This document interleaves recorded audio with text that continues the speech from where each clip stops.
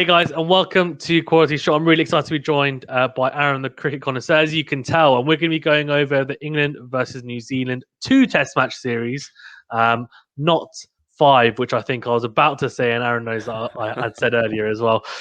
So, first of all, I guess we'll go over England because there's been some news coming out that actually quite a big blow, considering it is a weakened side. Let's be honest, for England. So Ben Stokes has torn his hamstring. That's not good from a Surrey point of view and a Surrey fan like me, but even more so, I guess, for England. Now, as you can see from my little bit of DIY, I've just crossed his name out. And of course, you can't tell that I've added Sam Billings and Haseeb Hameed. It looks exactly the same as the rest of it, as you can tell. But anyway, I thought I'd do a little bit of DIY. But yeah, just to go through the test squad very briefly. So obviously Joe Root, the captain, is there. And I guess in terms of regulars, obviously you've got James Anderson, Jack Leach, Ollie Pope, Stuart Broad, Dom Sibley, Rory Burns, Zach Crawley, Mark Wood, I guess. Mm-hmm. In terms of, I guess, either inexperienced or people who might be making their debut, in Craig Overton, who has played some test matches, but he's still, I would put him in that bracket of relatively inexperienced. Yeah. James Bracey, Ollie Robinson, obviously neither have made their debuts for England as of yet. I know Ollie Robinson was on the tour to India though as well. Ollie Stone, who has played a few test matches already, and Dan Lawrence, who definitely looked pretty good in that first test debut, I guess, against Sri Lanka. Didn't have a fantastic time in India, but to be honest, who did out of the England batsmen? And Sam Billings has just been called up, making his, potentially making his test debut. I'd be surprised if he does, but I guess we can discuss that in a little bit. And my main man, Haseeb Hameed, who I'm a massive fan of, and I think there's probably a little bit of bias there, I have to be honest, but he does seem like a very humble, down-to-earth guy, and obviously burst onto the scene playing against India in, oh my gosh, I want to remember, 2016, I want to say, which was 5 years ago. And he was only, and he was very young at the time. He's still pretty young. I mean, he's not super young, but he's got a lot of years ahead of him. He has now come into a bit of form for Notts after struggling for Lancashire for a few years after returning from that injury. His average in Test cricket is fantastic, so maybe he just never wants to touch it. But I think he will be looking to play again for England, and he may get his chance. So initial thoughts then, Aaron. Actually, before we go into the squad, I mean, Ben Stokes being injured is probably a massive blow because he was going to have the gloves, I'd assume, considering there's no Joss Buttler, no Johnny Bairstow. He's a fantastic glovesman as well. And this would have been a fantastic opportunity for him to really, I guess, try and push even more for a place in the team, considering he's never played a test match in England, for England. So what were your thoughts on that? Yeah, exactly, Faizan. You couldn't have put it any better. I mean, it's just rotten luck, isn't it, for Ben Stokes? And I suppose I just want to precede this by saying I wish him a quick recovery because it is such unfortunate timing. It really is. And the way in which he's injured himself as well. I think he fell over in the Surrey dressing room. He slipped over while in a pair of socks and has somehow torn his hamstring. So desperately, desperately unlucky for Ben Stokes. And as you rightfully said, Faizan, I know there is a little bit of Surrey bias in there, but he is a fantastic gloveman. He is England's arguably best wicketkeeper in terms of technique-wise. He is absolutely fantastic. And not only that, he's a capable batsman. He really is. We saw that in the Sri Lanka series in 2018. Ben Stokes is a seriously gifted cricketer. So in terms of actually the man himself, it's a massive loss. England have lost one of their most talented players in this squad. And then I also think because of the balance of that batting lineup now, let's face it, bringing in Haseeb Hameed, and Faizan, I know we'll talk about his inclusion in due course, but he's not a middle-order batsman. And I look at that team, and we have got guys like Ollie Pope, we've got Dan Lawrence in there, of course, no Ben Stokes for this series, no Joss Buttler, no Johnny Bairstow. It does almost, it creates a gap at number 7. And that's a bit of a problem, because England do have one of two solutions that they could do. They could either put Sam Billings in as number 7 and put James Bracey at number 3 to keep them both in their natural positions, or alternatively, you give James Bracey the gloves, which I know a lot of people on Twitter have been very, very vocal for, but you play him well out of position. Instead of at 3, you play him at 7, and you put Zach Crawley at 3. So, again, it just adds a little dimension, or another little mini dilemma towards Chris Silverwood's squad selection. But with that being said, hopefully it won't be a massive loss to England. And as I said, hopefully Ben Stokes does have a quick and speedy recovery. Yeah, agreed. I guess you've very nicely created a segue here into what I was going to discuss, which is the batting Hmm. lineup and a potential softer middle order, I Yep. guess, because they've got, as you've just mentioned, they've got Rory Burns and Dom Sibley who are most likely going to open up unless Zach Crawley gets a nod. But the fact that Rory Burns, I think, has been included in the squad, to me, indicates that they are going to open with those two Yeah. and stick with them. Zach Crawley has been batting at 3 for Kent. So again, I'd assume that he's going to be batting at 3 for England. And I think the reason why he has been batting at 3 for Kent is probably because he's been told by England, no, you're going to be our 3 now going forward. Yeah, we did try you as an opener in India, but really come the English summer, especially, we are going to go with Burns and Sibley. And I think he probably needs a bit of stability. The James Hmm. Bracey, I would say, conundrum, which it really is, but I mean, I would assume they want to play him because he seems, again, I mean, he has only really, for me, burst onto the scene. I mean, he's had a fantastic season so far. Yes, he has been pretty decent as one previous years, but there weren't many talks around him at all. I mean, you can correct me if I'm wrong, around being picked for England in the last few years, but obviously he's come into some fantastic form and he is a keeper as well. Sam Billings, for me, is not as naturally, I would say, inclined to play red ball stuff Mm. as maybe someone like James Bracey. So, considering he's also just been called up, you'd assume Sam Billings is going to be a backup. Yeah. But as you said, James Bracey, maybe the thought is as well, and I don't know what you think, Aaron, is the fact that if he makes his Test debut and was to be at 3 and have the gloves, that's quite a lot of responsibility against now I think it's the number 2 side now, not number 1 side in New Zealand. And, it's just a lot of responsibility on your debut. And maybe they don't want to give him that much kind of, I guess, it's a big load to take on, I think, as a wicketkeeper batsman at 3. I actually don't mind him batting lower down because I feel like there is less pressure. And I think I mentioned this to you, and this has kind of been my thoughts a little bit. And then obviously, I think naturally he will move up, and maybe he can, I guess, just score runs quietly, in the background, and not have the spotlight shone on him a lot. What are your thoughts on that? Do you think actually it's like, no, he has been batting at 3 for county cricket, he has to be batting at 3, otherwise you can't expect him to perform particularly well and he's out of position? Or do you think in red ball there's a bit more flexibility? Because I feel like in white ball there's very clear, this is your role if you're batting, if you're opening, this is your role if you're middle order, this is your role if you're kind of 5 downwards, you're finishing the game. But in Test cricket, I feel like there's a little bit more flexibility around it. What are your thoughts? Well, there is, Faizan, there is. But at the same time, I look at James Bracey. Okay, I've had the privilege of talking to him on multiple occasions. He is a fantastically gifted and very humble person as well. He really is. And we talk about pressure in international cricket. To be honest, I don't think he'd mind that at all because he very much shoulders the responsibility excellently for Gloucestershire and has done since the end of 2018. And funnily enough, with Bracey, he didn't actually start off as a wicketkeeper. He started off as a batsman who has now taken up wicket keeping as a bit more of a skill set. So for me, he could play at number 3. I think that he does have the capability to bat at 3 and keep because he's been doing it since 2019 and has done it absolutely fantastically. Now, don't get me wrong, playing county cricket, in particular Division 2 cricket, in 2019, the Bob Willis Trophy in 2020, which was a shortened season, and of course we are only 7 games into this year's county championship. You could argue maybe it would be a bit too much of a workload for him.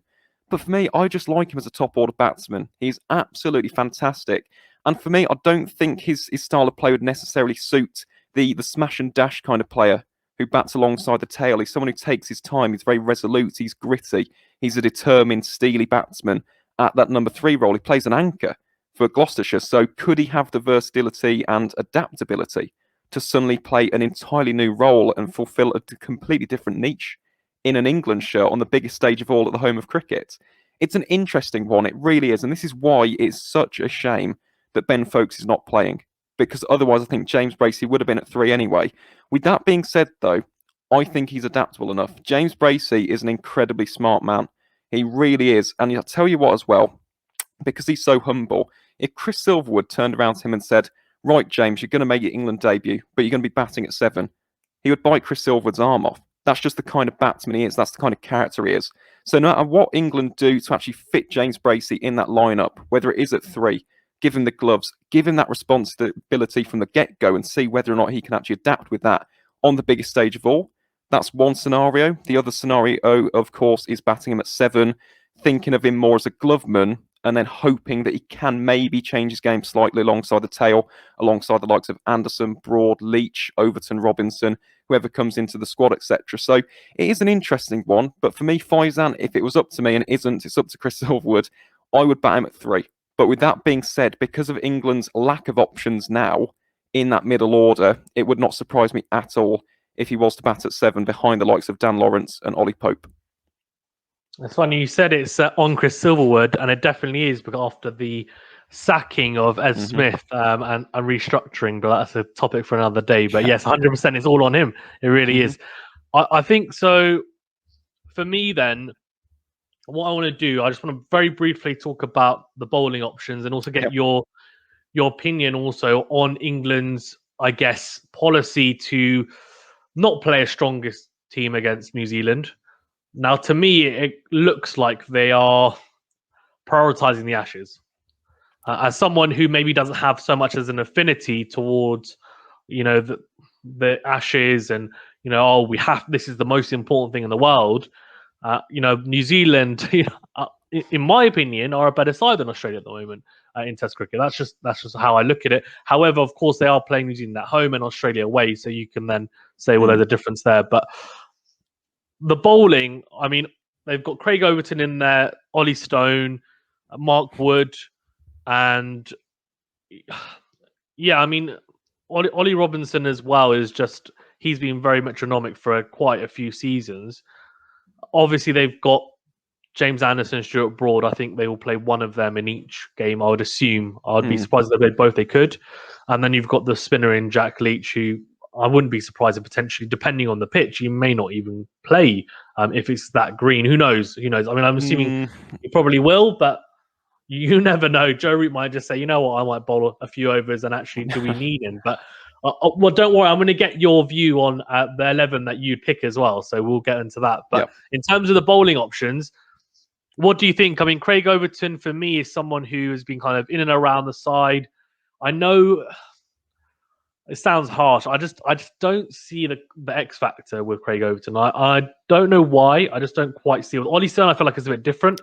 And maybe it's the extra pace. It might be. But I do feel like he's not just pace. He can move the ball. He does seem to have this really good energy when I've talked to fast bowlers before, and they've said energy is really important. And Ollie Robinson seems to have that similar thing. He's, I guess, like Craig Overton, he is a line and length bowler and then get a little bit of nibble off the seam. But I feel like he's been more consistent over the past few years. And he's slightly younger as well, if I'm not mistaken. And he just looks like someone who would be a good foil to someone like an Ollie Stone or a Mark Wood or a Jofra Archer and give you that contrast. What are your thoughts on the bowling options for England? It's an interesting one, Faizan. And before I get into it, I just wanted to touch upon that first point about England prioritising the Ashes. Now, that would be understandable in terms of prioritising India, a massive 5-match test series at home, and then, of course, the Ashes afterwards. But I just wanted to say, with regards to this series, I mean, some people will see this as a dead rubber. It's actually quite an interesting opportunity for both sides. So for England, this is almost an audition. It's an audition for the likes of Craig Overton, Ollie Robinson, Ollie Stone, James Bracey, maybe a guy like Sam Billings or Haseeb Hameed. Again, that's up to Silverwood, even though that does seem unlikely. But this is an opportunity to put your name in that shop window for Chris Silverwood ahead of selection of a massively busy summer against India, and then, of course, the Ashes afterwards. For New Zealand, on the other hand, you could also say, oh, well, this isn't a massive series. For them, this is about acclimatising to English conditions. You are still facing a quality English bowling attack, no matter who they select. Although, fair enough, the likes of Jofra Archer and Ben Stokes aren't in there, let me tell you, having watched county cricket for so many years now, Ollie Robinson is a special bowling talent, as is Craig Overton. In county cricket, Craig Overton may struggle overseas, but in England, his style of bowling, just that 81, 82 mile an hour swing bowler, has a lethal in-swinger, can also skillfully execute the outswinger as well. This is a top quality bowling attack. no matter who the three lines select. So this is massive for both sides in terms of preparation. Funnily enough, for both sides playing India, one in a 5-match Test series, and the other, of course, in the World Test Championship final in Southampton. So let's not call it a dead rubber. I know you didn't call it that, Faizan. I'm just on about in general, because this could be an interesting series actually, and I'm looking forward to it. I'm actually going to the second Test at Edgbaston, so should be some enthralling cricket, hopefully, in this series. But with regards to those bowling options, in terms of who England should select, I want Ollie Robinson. I want Ollie Robinson in there. He is a quality bowler. And if you look at his stats, since 2017, he's taken 199 red ball wickets for Sussex at a ridiculous average of 17.24. 17.24. It's ludicrous. It's absolutely ludicrous. And he's been incredible this season. He has been the spearhead for Sussex of a seam attack with the likes of Sean Hunt, George Garton, Jamie Atkins, guys like that. He has been the talisman of the martlets so far in the 2021 County Championship. He is champing at the bit. I'm telling you right now, Ollie Robinson is up for this Test series and wants to make his debut. With regards to Ollie Stone, Faizan, completely agree. He's got something about him. He is an X-factor bowler. In terms of him playing at Lords, I'm not entirely sure I want him to play at Lords, even though that's a little bit illogical, considering that he did take 3 for 29 against Ireland there on his Test debut again, which I was there for, which was the highlight of a day where England got skittled for 85 runs by Tim Murtagh. But with regards to Ollie Stone, I want to see him play Edgbaston. If you look at his record at his home ground, it is absolutely staggering. It's staggering. Again, his average is well below 18. So I want him to play at the Fortress. Then with regards to Craig Overton, he's an interesting one. Because for those who've seen the Test and you've watched that episode where Australia retained the Ashes at Old Trafford, it's a sad moment for us as England fans. But if you watch that episode, the Australia team almost treat him with disdain. They treat him as though he doesn't really belong on the Test stage. And I feel like Craig Overton has actually taken that quite personally since.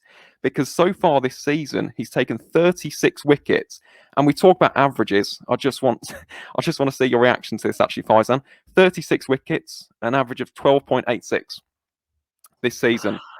12.86. Wow. No, it's crazy, isn't it? I don't know what it is about him. I just maybe he will be similar to like a Wokes, where it's you know what, in Test matches, the home conditions, he does the business, and he's just so he's so good considering the overcast conditions and the pitches that we have here in England. And maybe when he goes abroad, he just doesn't have that kind of his ability doesn't quite transcend abroad. Whereas I feel like as you've kind of mentioned, Ollie Stone has that a little bit.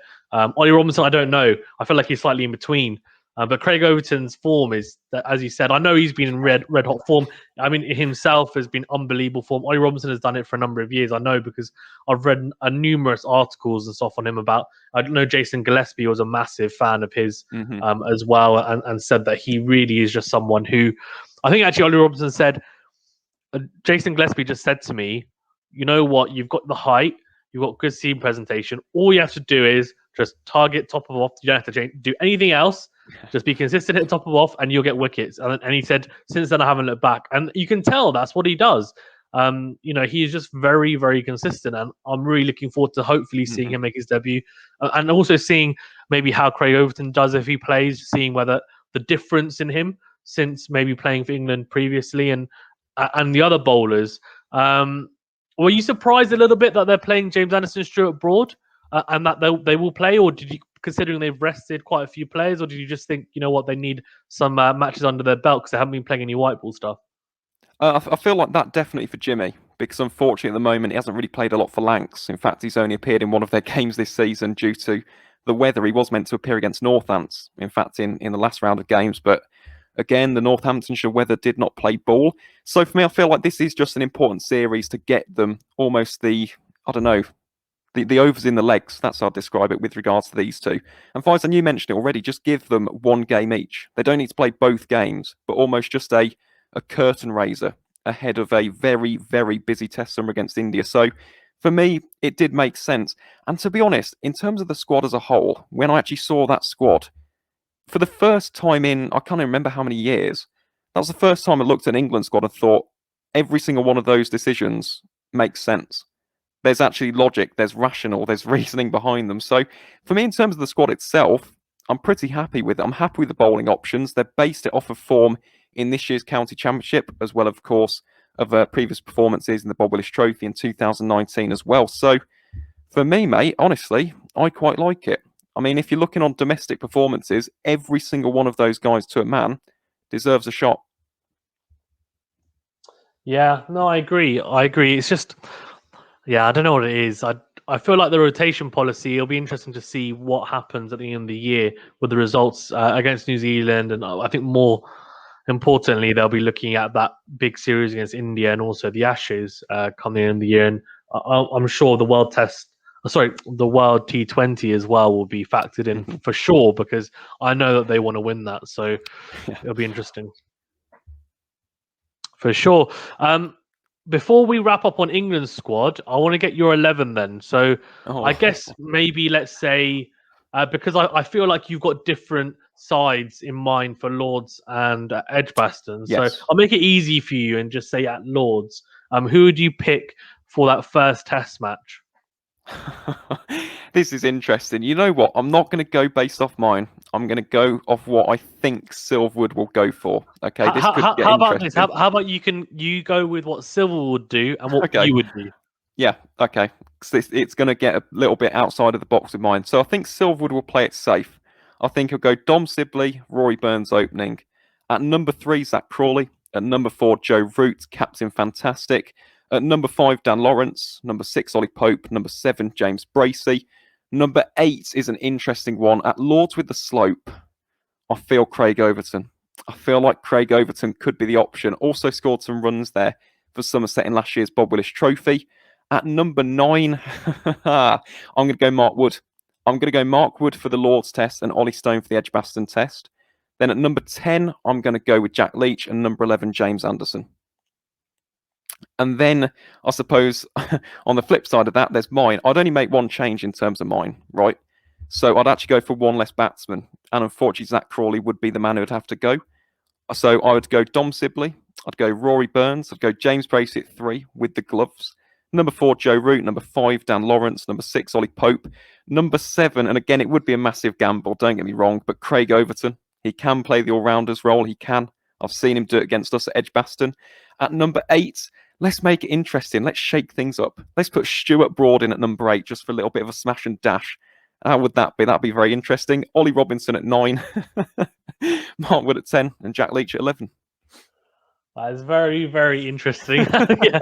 The thing is, it's crazy, isn't it? Because I think England have maybe put all their eggs into one basket with Crawley, because they've said to him, bat at 3 for Kent, and I think it's very interesting because if you go on current form, of course, then you go with James Bracey. But the fact that I think Crawley, obviously, the issue is that no one performed in India, and last summer he had a fantastic English summer. So I think there's no way they're not going to pick him, and that's why when you were discussing earlier, actually saying that James Bracey, you'd like him at 3, and I was just thinking in my head, I can't see how they do that unless they then drop one of the openers and put Crawley up there, because I feel like they are very, very high on Crawley, because since that 267 against Pakistan last summer and having a very good English summer, to be fair, I think he is someone that they definitely will pick. But James Bracey, I'm really looking forward to. I hope he does play anyway.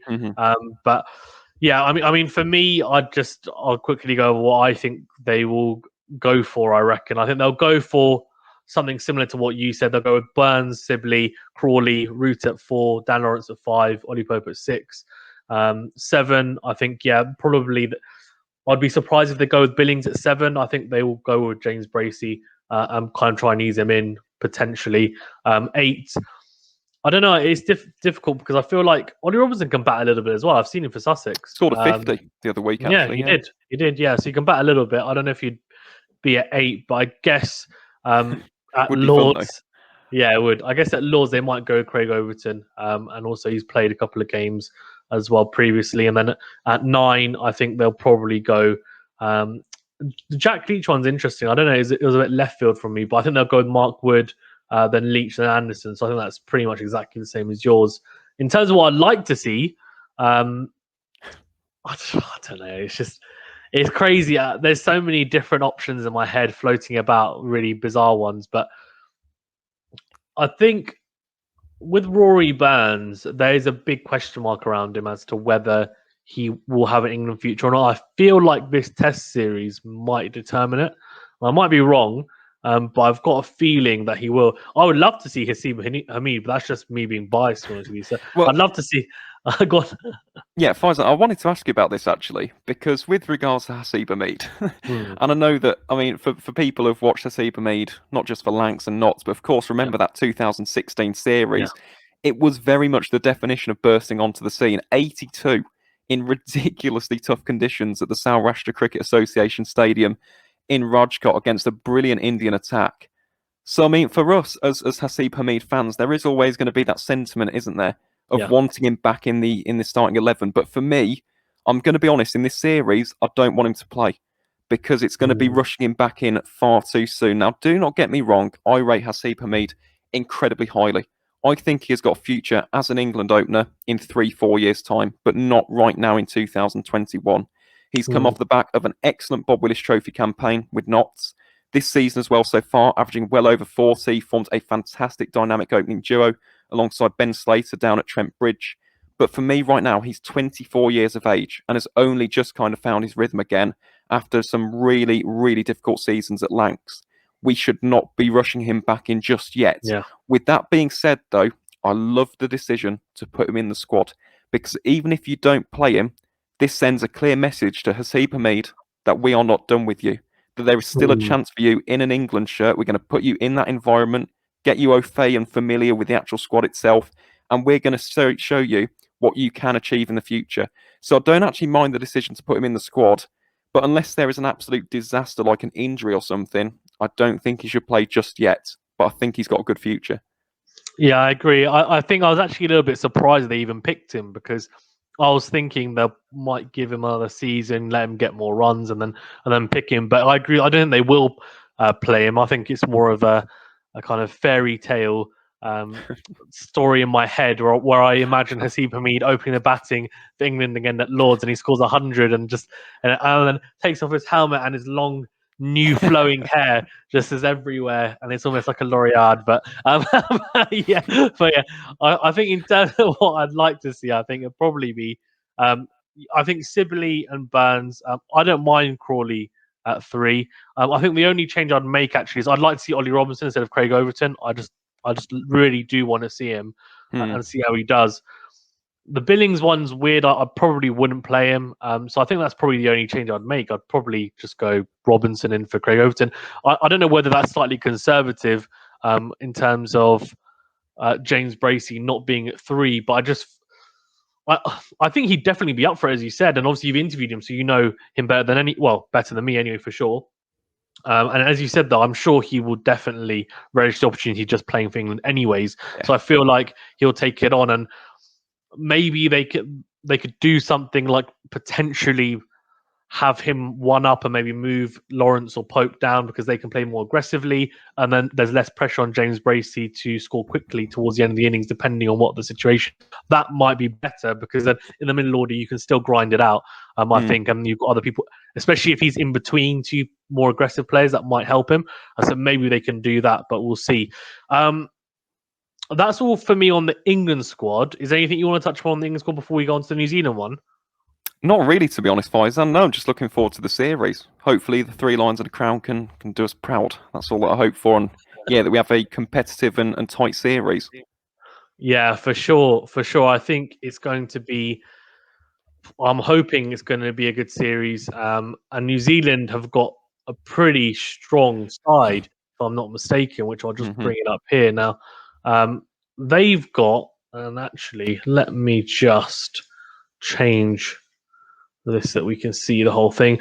So they've got Kane Williamson, obviously Tom Blundell, Trent Boult, Doug Bracewell, Devon Conway, my boy, my man, Colin de Grandhomme, Jacob Duffy, Matt Henry, Carl Jamieson, Tom Latham, Darren Mitchell, Henry Nichols, Jaz Patel, which is an interesting one. Rachin Ravindra, so there's a couple of guys coming in here which are definitely more inexperienced, which is cool. Mitchell Santner, Tim Southey, Ross Taylor, Neil Wagner, BJ Watling, and Will Young. So from looking at that and from what I know, I don't think they've got any injuries. I could be mistaken. They haven't, but I think Trent Boult's missing the first test. Yeah, he's That's got a slight all, but niggle, hasn't he? No, it's not because is it to do the with the IPL. quarantine? Yeah. Yes, yeah, That's why, because but he he'll be went back straight for the home, second. didn't he? Yeah. Yeah, which is fine. So I guess that gives someone like potentially Jacob Duffy, or someone like that Or might get a Santner. chance. Or Santner, exactly. Yeah, Santner, who I think it has been between him and Darren Mitchell, hasn't it? Really, for the all-rounder spot. If it's more spinning conditions, they play him. Otherwise, they just go with an all-out seam attack, which was what they've done at home, which has worked for them. And Darren Mitchell's got runs. Very, very brief then. In terms of the actual squad, is there anyone that you're surprised that they've included, or anyone that you think they should have included, or is it just, you know what, this is pretty much what you're expecting and you're happy with who they've picked? I'm very happy. To be honest, I'm incredibly happy. Colin de Grondom's back. That is absolutely fantastic. Love CDG, of course. He's going to be playing for Hampshire this year, not Birmingham, but it is what it is. It's just nice to see him back in county cricket. Devon Conway is prolific. He's been absolutely fantastic for the Firebirds at the top of the order for the past 3-4 seasons now. So he's up there as well. And you know what? Even the addition, again, I'm a Wellington fan, so apologies about the bias here, but Rachin Ravindra, he is a very, very exciting prospect. Let me tell you, I don't think we'll see him in this series. But again, I mentioned this about Haseeb Hameed. Just giving these young guys an opportunity to experience that dressing room environment. He's going over to England, even just having a net session, for example, at the Ageas Bowl, finding out how that Duke ball moves. I think it's invaluable. So honestly, in terms of New Zealand's test squad, for this series, A, it's incredibly strong, and B, I think they've got some very, very good backups as well. So in terms of the Black Caps, absolutely no problems there at all.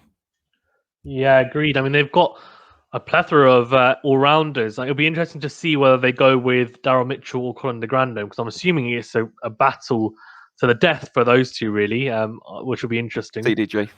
Yeah, and I know you love Colin de Grandhomme, but the issue is, so I would normally agree with you, but the issue is that Darren Mitchell's scored a lot of runs recently, I think. So that's the biggest thing. And bowling wise, I think we can agree that Colin de Grandhomme is definitely better. And normally you'd say batting wise, he's pretty solid as well. But I think Darren Mitchell has just performed really well. The bat probably exceeded my expectations with the bat.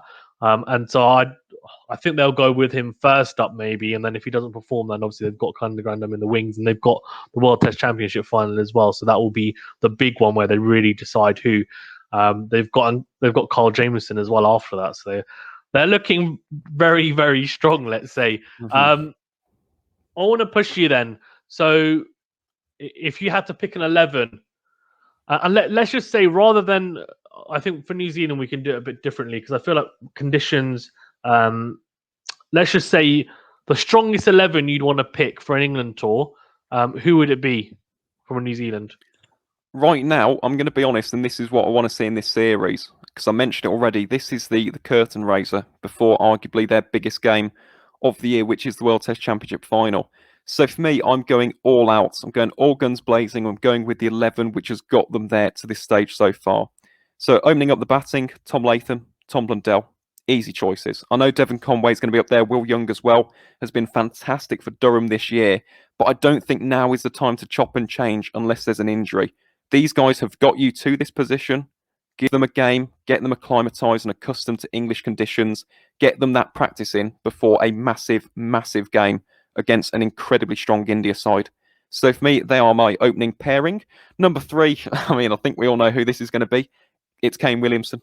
Captain Marvel, Captain Fantastic, Captain Cool. Yeah, everyone's favourite Kiwi cricketer at the moment. Number 4, one of my absolute favourite cricketers from the past decade, Ross Taylor.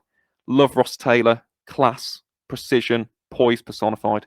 Just a really, really elegant and graceful batsman at number 4. Number 5, Henry Nicholls. Again, a pretty easy choice. Has been so consistent. Had an excellent home summer in New Zealand itself. So Henry Nicholls is my number 5. Number 6 and 7 is an interesting one, right? Because you could go with Daryl Mitchell or de Grandhomme. You can call me biased. I am going Colin de Grandhomme. I'm going CDG because he offers a little bit more with the ball. And I know that he hasn't had a lot of cricket. Of course, he's just come back from an injury. But if you look at Colin de Grandhomme's record in England, it's actually pretty good. So for me, Colin de Grandhomme would be in there at 6. BJ Watling at 7. But I think with those two, if you do choose CDG, you could maybe swap those. You could have Watling at 6, CDG at 7, depending on the situation. I mean, if New Zealand were like 50 for 4, 50 for 5, you don't want Colin de Grandhomme coming in and getting a quick fire 6 from 3 balls. So that's my thinking behind that. At number 8, this is interesting because, of course, Trent Boult won't be there for the first Test match. So Trent Boult would be in there normally. For me, you'd have Jameson in at number 8. But for this first Test match, I'd go Santner, purely because I want a little bit of control. Fair enough, you're not going to get loads of spin. It's the home of cricket, it's Lords, it's not exactly the subcontinent. But with that being said, Santner has an excellent record against England, and he completely terrorised us in the 2-match Test series in 2019 in New Zealand itself. And second of all, this England side have got a tremendous problem against left-arm off-spin, no matter what the conditions are. I've mentioned Santner already. Keshav Maharaj caused us some problems in South Africa. And then, of course, more recently, Lasithen Bordenaya in Sri Lanka and Akshar Patel in the India series. So for me, that makes sense at number 8 for this first Test match. Number 9 in that case would be Carl Jameson. Number 10 would be Tim Southey. And number 11 would be Neil Wagner, although you could always just change around the tail enders. Doesn't really matter. If Trent Boult is there, so we're talking about the World Test Championship final, he comes in for Mitchell Santner. And that is how I would balance that squad. Yeah, I think that's pretty much what they'll go with. I reckon, I just feel like they're going to go Darren Mitchell to start off with. Just because I thought they'll repay the faith that they've had in him. And he's he has repaid the faith that they put in him even, sorry. So let's see, though. Let's see. I think either way, I don't think you can go wrong, really. Colin de Grandhomme has been fantastic, and I know you're a massive fan of his. Huge. In terms of the other players, kind of in and around, Devon Conway, I'm a massive fan of his Same because, here. I said when I first saw him playing in the T20 against West Indies, I know I've said it to you that I was like, he's an all-format player, and it's great to see him get recognised as that, and now shifting through, play some T20s now, play some ODIs, perform really well in the ODIs. Now they've realised, hold on, he can play first-class cricket as well. We can put him in the Test squad. I don't think he will get a game, but if he does, it'll be interesting to see how he does. And I guess the ones that I'm looking at from outside that kind of first 11 is him, Will Young, and also, I guess for me, Jacob Duffy. I mean, who else are you looking at in and around that squad that can potentially get a game, if not a couple? Honestly, Faizan, I'd agree with your 3 choices there. But again, it'd have to take an injury. I do not want the Black Caps to change the opening pairing right now because they've been absolutely fantastic. Get Devon Conway over here to England. Same with Will Young. Get them accustomed to conditions. Get them in and around that environment. But now, for me, is not the time to chop and change and experiment with this Black Caps team. This is about stability. This is about trusting these guys. The guys have got you there to this stage and giving them that vital extra practice needed before the World Test Championship final. So they are going to be on the fringe, unfortunately, for this series, but watch out for both of them in the future. Devon Conway for Wellington has been absolutely outstanding. The word prolific doesn't even cut it, to be honest, across all 3 formats, whether that's in the Plunket Shield, the Ford Trophy, or the Super Smash. He just always scores so many runs for the Firebirds with seeming ease. So for me, Devon Conway, watch out for him in the future. He will definitely make his Test debut at some point. For the Black Caps, I just feel like it might be in a home series before an away tour against England before a World Test Championship series. Will Young's another one. We saw him in the home summer. We've seen him for Durham. He's been absolutely fantastic in his 3-game county championship stint. Scored a century against my county, Warwickshire, up at the Riverside. So Will Young is another fantastic guy to watch out for in the future. With regards to Jacob Duffy, he's an interesting one, because he has been such a consistent performer for Otago. So the Otago Volts in the Plunket Shield. He is a very, very good red ball bowler. But again, will he play in this series? And that's the question that New Zealand have to answer. With the omission of Boult, or the lack of Boult, the absence of Trent Boult in that first Test match, the question is, do you go with Santner, who can give you that left arm off spin option, or do you trust your seamers, 5 seamers, as well as maybe some off spin from Kane Williamson to get you across the line? Or do you need that extra off-spinning option? So if Santner doesn't play, could be interesting to see a battle between Jacob Duffy and Matt Henry. I think that would be very, very interesting to see. So I don't think we'll see any of the guys I've just mentioned, unfortunately, but we could see them in the future. I think, in particular, Devon Conway and Will Young, very, very talented indeed. Yeah, so if I'm not mistaken, then Devon Conway opens. Does he open the batting then in the longer format? Yep, alongside Tom Yeah. Blundell. Yeah, which is interesting because I think BJ Watling obviously is retiring at the end of this summer, or English summer. So if he retires, Tom Latham will get the gloves most likely, or Tom Blundell, I guess. Do they move one of them down the order, or do they trust them to open the batting with the gloves? I know there was this whole kind of talk about that. I mean, I think you just have to trust them with it, really. It's interesting then because then how do you fit people in? Because Ross Taylor is coming towards the end of his career, so there will be a spot at 4. So, but then is that Will Young or is it Devon Conway? I feel like I'm going off on a tangent, so I'm going to leave this for another time because I feel like we could discuss this in terms of the future for New Zealand cricket, because they do have a couple of people coming towards the end, as I said, BJ Watling, Ross Taylor, to name a couple. Tim Southey, I think eventually, but he's got a couple more years left in him probably as well. But they've definitely got a few players in their wings. It's just interesting to see how they fit them in. And in their positions as well, and can people adapt and stuff? It'll be interesting to see. But yeah, a topic for another day. Is there anything you want to touch upon before we wrap up here? To be honest, Faisal, no, I think we've covered that quite in depth, to be honest. As I said, just one final thing about BJ Watling, though. I wish that he has a good end to his career. Okay, I'm not necessarily saying I want the Black Caps to go on and win the World Test Championship because of out of impartiality. I can't say that. I can't say New Zealand or India. I'm wishing both sides the very best of luck in that game. But BJ Watling... I can say I want New Zealand to win. Well, there you go. Faisal, I'll leave that to you. But I like both teams. I love both teams. I love India. I love New Zealand. I think it's going to be a fantastic final. But for BJ Watling to call an end to what's been a legendary career, it really has. For so many years, I don't think he has been given enough praise because in terms of test match cricket, I think he's been the best gloveman in the world.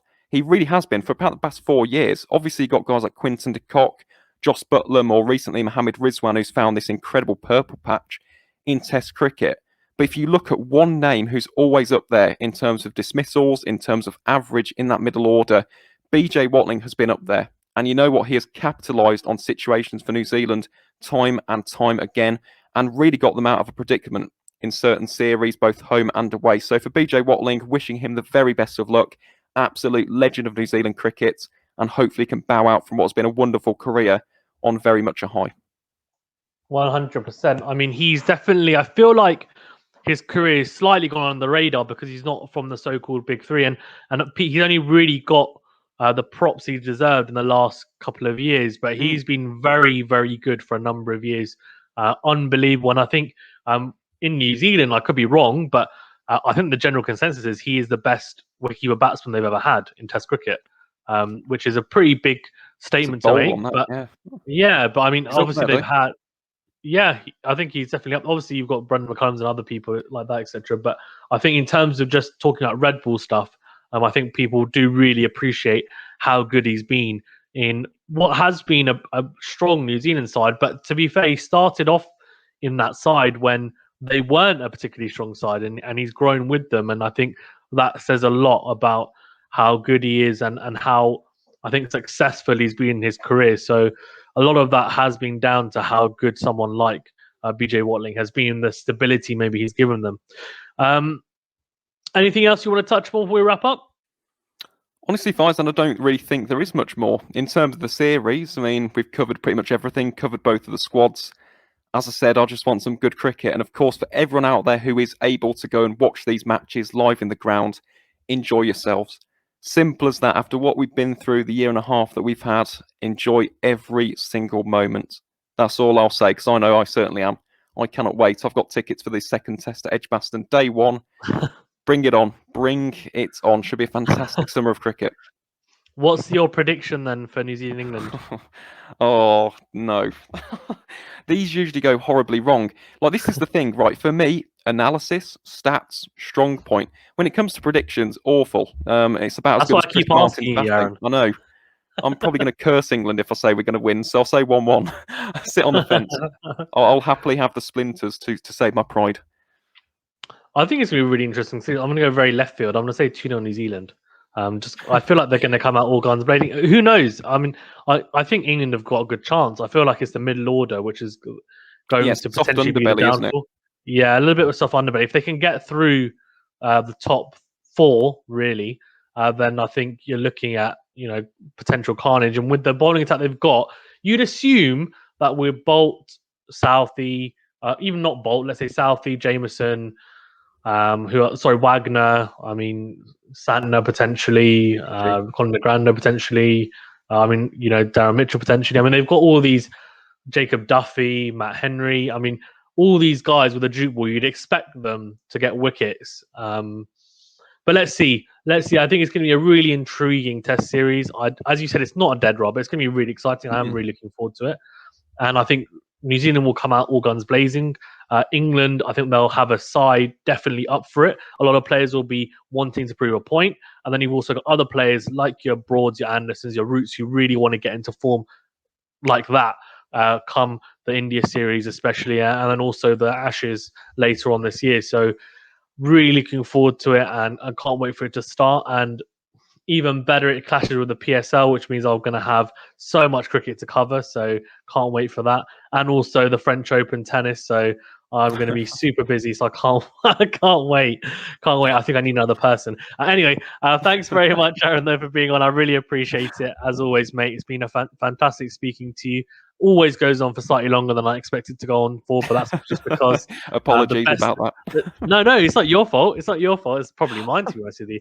But as they say, sometimes you just can't get enough of a good thing. Anyway, thanks very much, Aaron. Again, thank you guys for watching. Please do remember to like this video, subscribe to the channel, and comment. And of course, go over to Aaron's podcast, County Cricketer, if I'm not mistaken. County Cricket Podcast, yeah. Yes, the County Cricket Podcast. Also follow him on Twitter.